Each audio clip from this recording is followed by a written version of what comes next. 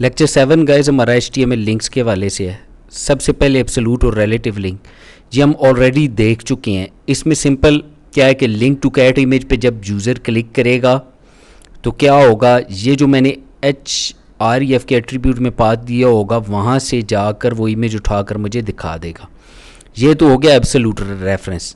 Web page में क्या होगा कि पूरे वेब पेज का एड्रेस यहाँ पे ऊपर देंगे, जबकि मेरे केस में अब ये देखें कि मैं अज्यूम करता हूँ कि मेरे डी डाटा और HTML के फोल्डर में ही जो फाइल है वो पड़ी हुई है। अब रिलेटिव रेफरेंस में क्या है, मैंने जस्ट cat.jpg दे दी है, तो वो जब मैं लिंक टू कैट इमेज पर क्लिक करूँगा तो वो ऑटोमेटिकली इसको उठा कर ले आएगा। इसे हम कहते हैं रिलेटिव रेफरेंस।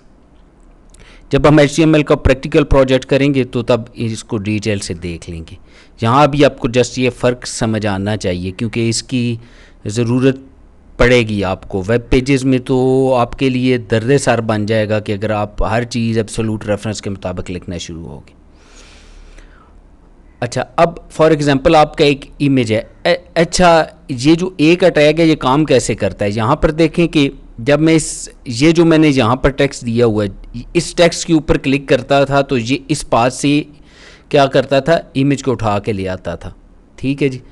अब देखिएगा, अब मेरा क्या है, अब मैंने क्या किया है कि इस जगह पर जहाँ पर टेक्स्ट देते थे वहाँ पे मैंने इमेज और img वाला टैग यूज़ कर लिया है, उसके साथ src की एट्रीब्यूट यूज़ कर दिए। वो क्या करेगी कि इमेज को उठा के उस टेक्स्ट की जगह पर ले आएगी, और जब मैं इमेज के ऊपर क्लिक करूँगा तो मेरे पास आउटपुट क्या आएगी, वो google.com खुल जाएगा। थोड़ा प्रैक्टिकली आपको ये चीज़ दिखाता हूँ। अच्छा जी, अब इसे प्रैक्टिकली देख लीजिए। जब मैं अपने इस कोड को एग्जीक्यूट करवाऊँगा, ये देखिए, जब मैं इस पे ऊपर अपने इमेज के ऊपर क्लिक करूँगा तो क्या होगा, ये google.com ओपन कर दी है इसने। क्लियर हो गया जी। अब नेक्स्ट।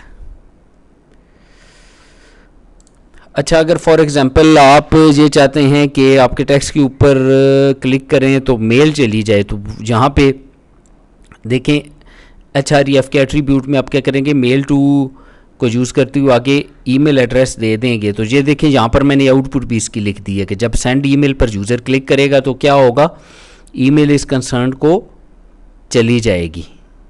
बात समझ रहे हैं?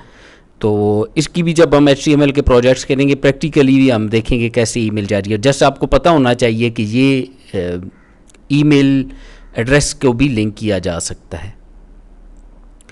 और अब है जी बड़ी एक इम्पॉर्टेंट चीज़, बुक मार्क्स। अब देखें फॉर एग्ज़ाम्पल मैं ये सारे H2 में मैंने अपने लिख दिए चैप्टर 1 2 3 4 5 6 और सो ऑन। यहाँ पर मैंने वैसे जो कोड है वो मेरा 20 तक मैंने वहाँ लिखा है, यहाँ पर इतनी वो स्पेस नहीं थी तो मैंने कुछ बीच में से ख़त्म कर दी आपको समझाने के लिए। अब इसमें जस्ट आप ये देखें कि गो टू चैप्टर 5 पर जब user go to chapter 5 directly पर जब यूज़र क्लिक करेगा तो href की एट्रीब्यूट में मैंने क्या दी, वो #c5। #c5 से ये क्या करेगा कि आपके वेब पेज के अंदर ये इस आईडी के एट्रीब्यूट पे आ जाएगा, यानी ये जो आईडी C5 यहाँ पे दूँ यहाँ पर आ जाएगा और इस जगह को ये पकड़ेगा और यहाँ पर ले आएगा इसको। क्योंकि बाज़ का वेब पेज आपका बहुत बड़ा होता है, कंसर्न किसी जगह पर आपने जाना हो तो आप वहाँ पर दे देते हैं कि इस पर क्लिक करके वहाँ पर पहुँच जाए। तो जब आप वहाँ पर क्लिक करते हैं तो उधर आप कंसर्न पे पहुँच जाते हैं। ठीक है, इसी तरह CN के लिए यहाँ पर आईडी दिया हुआ है। ये मैं आपको प्रैक्टिकली दिखाता हूँ ताकि आपको क्लियर हो जाए।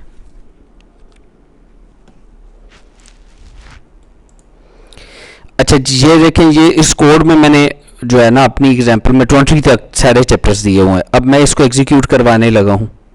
ठीक है, तो ये देखिएगा, ये मैंने एग्जीक्यूट करवाया तो ये देखिए ये डिफरेंट 20 तक सारे चैप्टर्स आ रहे हैं। ठीक है, अब मैं कहता हूँ गो टू चैप्टर 5 डायरेक्टली। जब यहाँ पर मैं क्लिक करूँगा यहाँ पर आ गया हूँ।